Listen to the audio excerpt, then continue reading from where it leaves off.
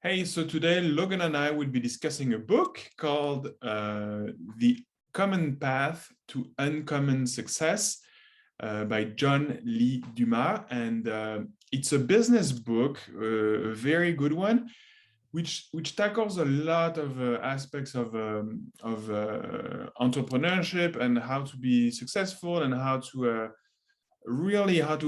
focus in, zoom in on the on your audience and your avatar. And that's one of the ideas that I got out of this book.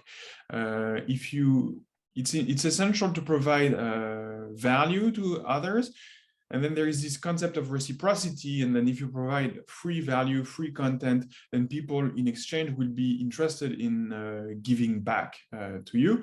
And so one way he does it was through his podcast. So he tried to define very precisely who his avatar was, and age group, are they married, do they have children, do they commute to work, and what are their pain points, and based on that he suggests to design products or services that will help. And that's the way basically he suggests to about defining your avatar and using a biography of about 500 words is his suggestion. Yeah. Logan, what do you think of the book? It's a fascinating book. It really is. I think it applies very well to a modern entrepreneur. So if you read this book, 20 years ago, you'd have no idea what he was talking about, because things like podcasts and I guess social media was still kind of becoming a thing. And YouTube videos and things like that. It's a very modern take on how to define your audience and play to that niche. And I really like it. I like the process that he breaks down. Just to give everybody a quick rundown, if you want, I have the chapter overviews here, so you can kind of go see in sequentially what the process is. He talks about identify your big idea, discover your niche, create your avatar, choose your platform, find your mentor, plan your content, create that content, and then launch, and then pinpoint your avatar's biggest struggle, by talking to the people that you're communicating with.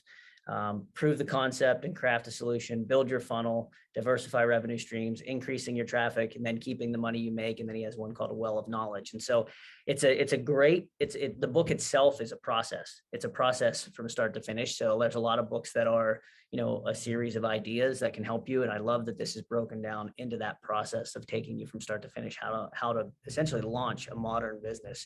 Like you said, whether it's a service business or a product business, how to get in front of your audience and really understand their needs. So yeah, I thought it was a great book.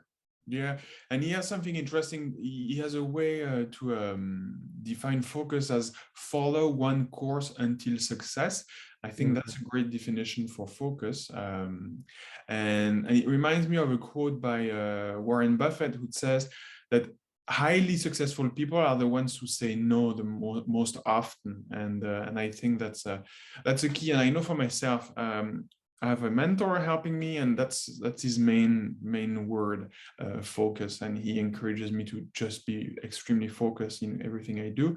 And I think it's valuable advice that you find also in this book. And you mentioned mentorship, and I find it interesting the way he defines mentorship in the book. He suggests to find somebody who's 1 year ahead of where you want to be, who's 1 year ahead, and then get them as your mentor to get you to that 1 year ahead. So I found that to be an interesting concept too. Absolutely. Yeah. Because if someone's 20 years ahead, they've got the knowledge, but it may be hard for them to go back 20 years and think, where were you at that point? And someone who was just there a year ago knows exactly what you're going through and can help get you through that stuff. That's a great point. Definitely, I think it helps to have all different ages and experience levels of advisors and mentors. But I think that's a fantastic point in terms of in so many things, you can't go from step 1 to 3. You got to go through step 2. And someone who's already been through step 2 is the best person to just guide you and say, hey, I just went through this. Here's what happened. I really love it. There was a story he told in the book about, speaking of niching down and focusing, there's a story that he told in the book about a person who developed this spray that would kill every bug. And it was like, no matter what, it'll kill every bug you can think of in your house. And so he did all his branding, did all his marketing, put it on the shelf, and it wasn't selling. And, they watched in the stores, and people would walk up and they would see this kill every bug, great marketing, great branding, good shelf frontage. And they would grab the one that just killed cockroaches, or they'd grab a one that just killed ants. Cause it's like, well, I don't want to kill, I have a specific ant problem. And so he said the light bulb kind of clicked, and he switched, and he took that formula and he made different bottles, and he made one will kill every ant in your house, will kill every cockroach, and sales exploded. And they kind of use that as like, a metaphor for narrowing down your niche. I mean, that's a specific business example, but narrowing down your niche. And I think, sometimes for me in particular, I have an industrial engineering degree and I love real estate. And it took me the longest time to understand that should be my niche, industrial real estate. And so, I've been studying real estate since I was 18 years old. And sometimes I think your niche it can be hard to find, but sometimes it's so obvious that it's just right in front of you and you can't see it because it's just so obvious. For me, that was the case. And it's always hard to find that niche, but it's so vital. It's so vital to niche down like that. Yeah, and he also talks in the book about actually writing a book. His own niche was about podcasting, so he created a book that he priced at $2.99, and the idea was not to make it a money maker, but to make it turn into a great lead generator, and it increased his credibility quite a bit. And so a book is an interesting resource to develop. And also the other thing that I think we may want to look into at some point, with the True Commercial, is the idea of a virtual summit with an offer at the end, where you bring in experts that are going to answer, questions that your audience may have. For example, one question that comes a lot with our group is, how do I identify the niche, like you just mentioned, and also how do you get started in commercial? So we could maybe organize such an event like that in the future. Mm-hmm. Yeah, no, it's a great plan, and I love the platform idea. One of his chapters is choosing your platform, and he obviously has a book. He obviously has a podcast. We have our YouTube videos. So we use video. We also use our podcast platform. But yeah, there's so many people now who you see creating these huge brands for themselves, who have launched books. If you specifically in the real estate world, if you follow bigger podcasts, you see what they're doing and all the books they're launching. They have the podcast, they have the forum, they have all these ways of bringing you back into their ecosystem.